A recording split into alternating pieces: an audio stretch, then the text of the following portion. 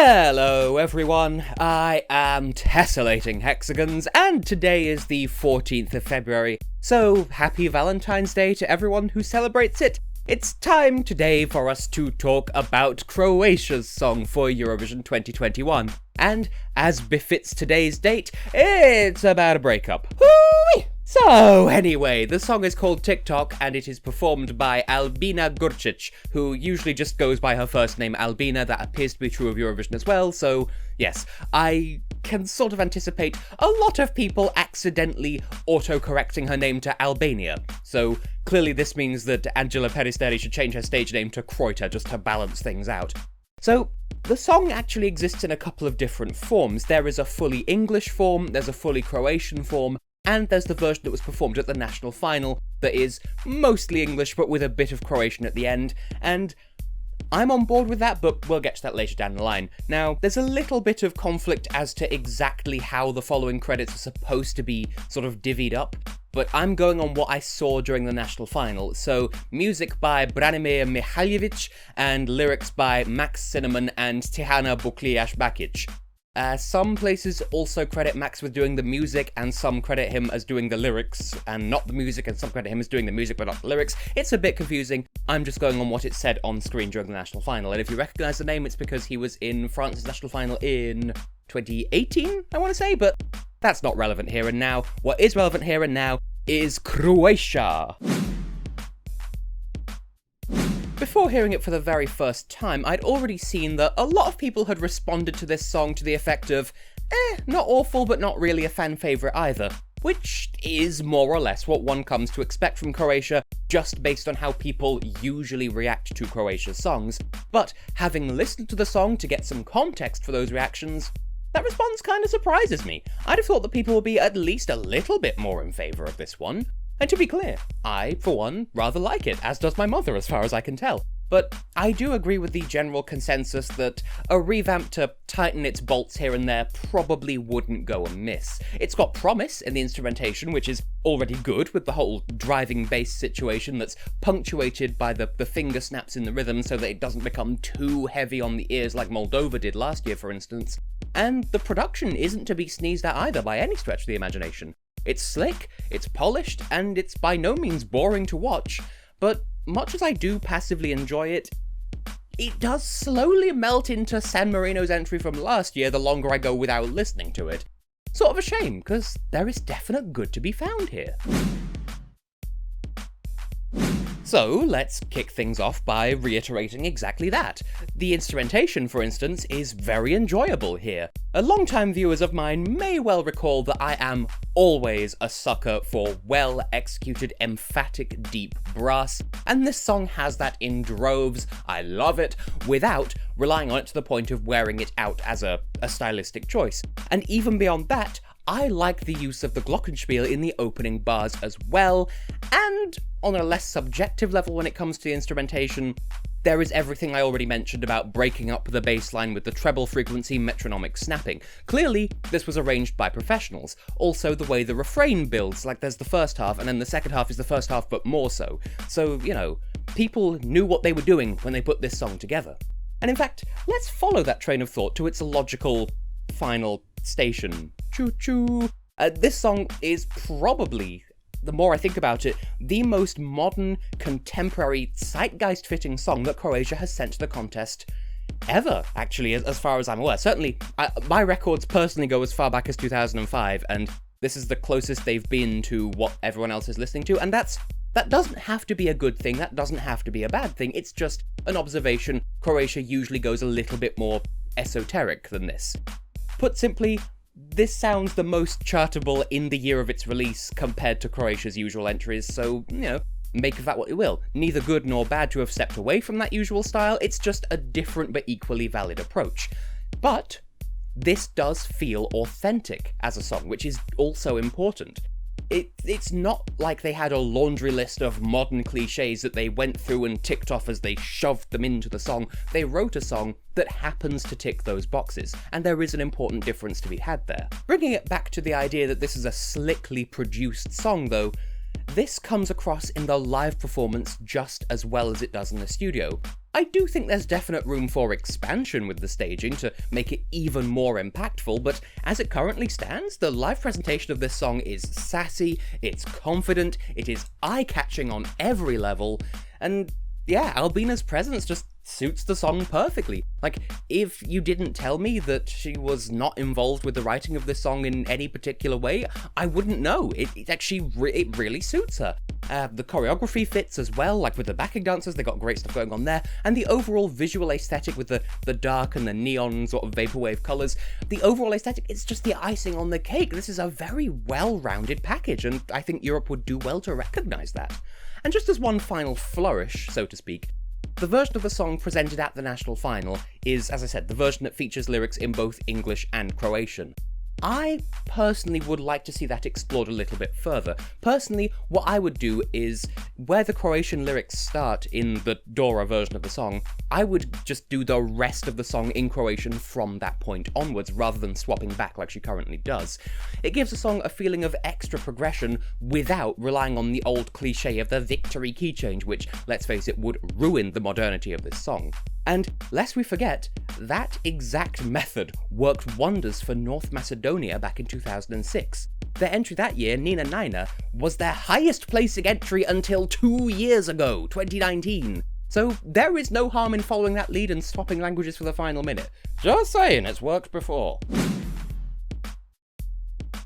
Still, though, the biggest thing that leapt out at me with this song as far as the less fortunate points that you might not like are concerned, is that through some combination of her diction and the lyrics themselves, some of the words kind of get utterly lost in delivery, at least in my experience.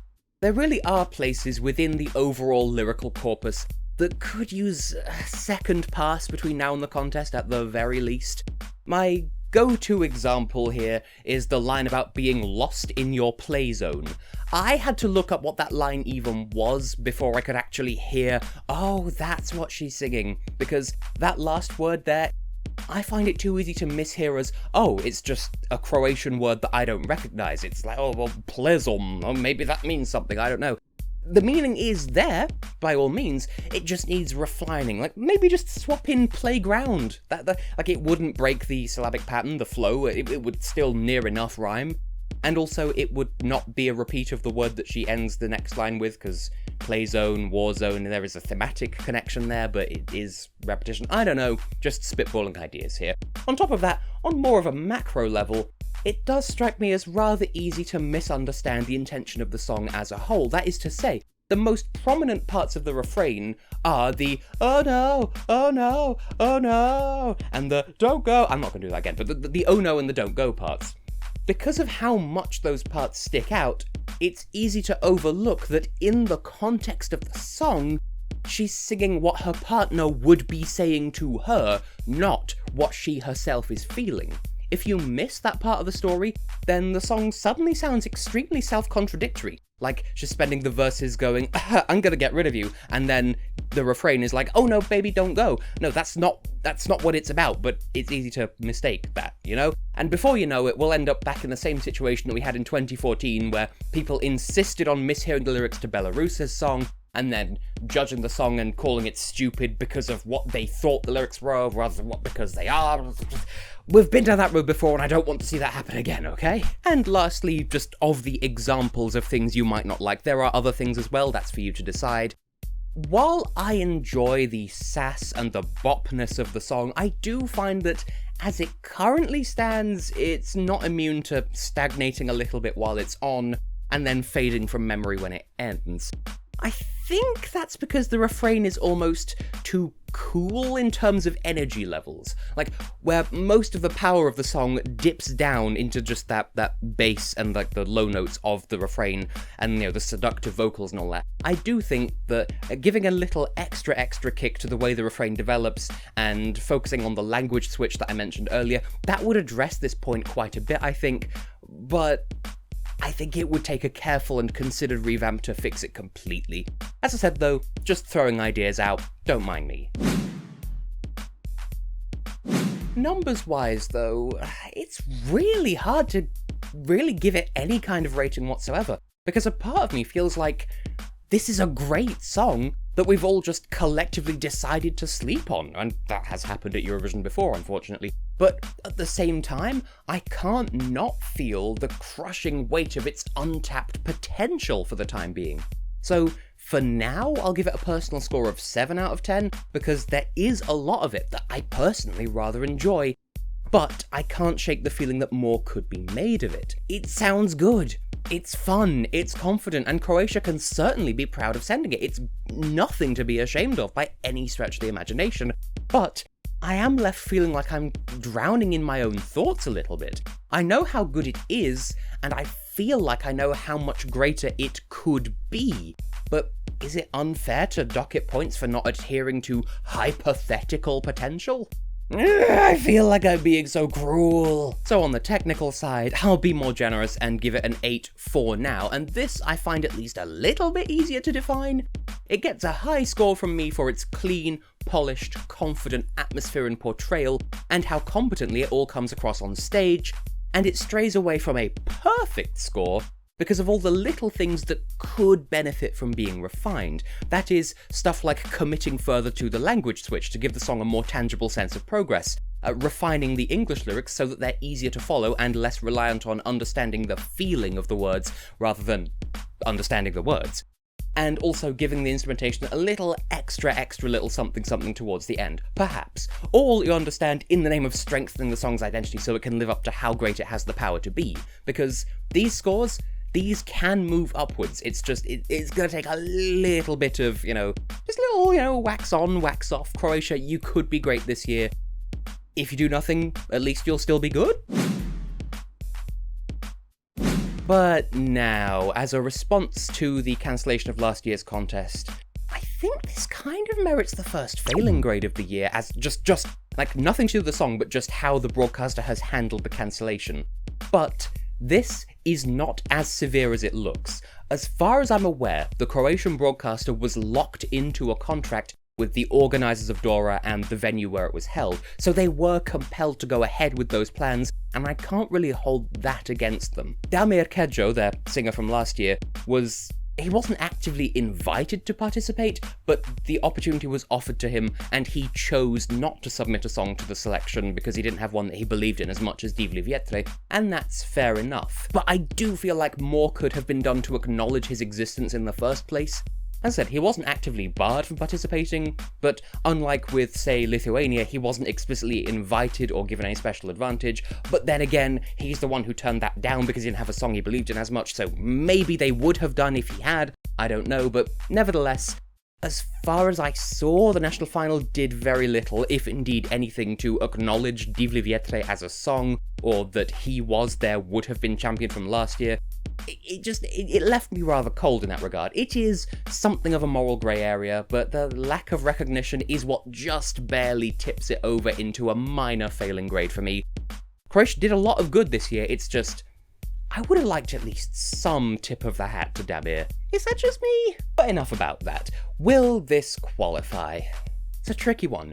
In a vacuum, I would say that it stands a decent shot, because Albina's confidence and attitude really come across, and because of how contemporary the song's style is. Like, as I said, this is the closest that Croatia has been to sending a song from the charts than they've ever been in their Eurovision career, as far back as I can recall. I can't really speak for pre-2000s. The fandom at large seem to think that this one will struggle, and they're putting it in roughly the same boat as Israel. True, both songs are of a relatively similar genre, but I think both suffer from being criminally underrated by the general public at this stage.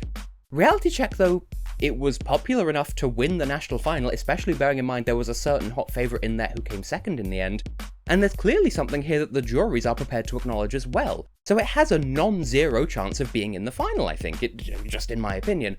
I think this is the most heavily reliant song though so far on how many hot favourites there are in its semi-final.